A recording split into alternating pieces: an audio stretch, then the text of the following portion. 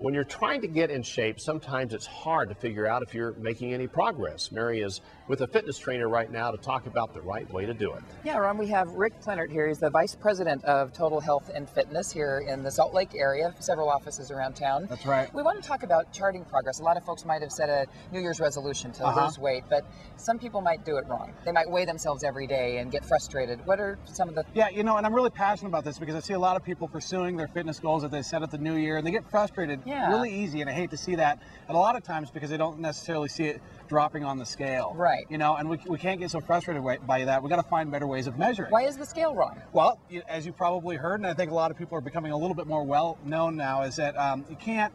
Muscle weighs more than fat. Right. So the best way to track your progress isn't always going to be by the scale. So I got to get these guys motivated and excited about what they're doing. There's going to be better ways of tracking their progress, and that's what I want to talk about. Right. I lifted weights, and I might have weighed the same, but it looks a lot different when it's muscle than when it's fat. You lose dress sizes, you lose sizes. So you notice that you might weigh the same. That's right. You fit different in your clothes, which is the best way of testing, right? Okay. What's the best way of testing? Okay. Well, the first thing people could do from home, and this is really going to help increase their results and actually help keep them motivated, is actually get a measuring tape and start measuring that way. Now, for males, the preferred place to store body fat is going to be right at their waist. Right. So if they can take a measuring tape and measure right at the center of the belly button. The widest part. The widest part of the belly button, yeah. They need to do this consistently once a week and watch drops in that areas. That's going to be a really good way of detecting change. Now, like not the pant waist size, because that goes underneath. Absolutely, right. You're And for females, the preferred place to store body fat is going to be the waist and the hips and thighs. Right.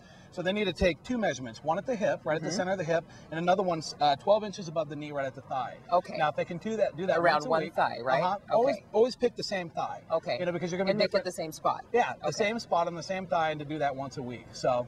Anyway, and by doing that, they'll be able to see whether they're losing a little bit more accurately than just if they're losing on the scale. And you can tell with your clothes. And when we talk about the BMI, the body mass index, it can be a little misleading, right? It absolutely can, because, and I get frustrated dieters that come into my office all the time to say, you know what, according to my BMI, you know, I'm overweight, I don't understand, and someone like you could be considered overweight. Right. You do my BMI, I'm extremely overweight. I need to be.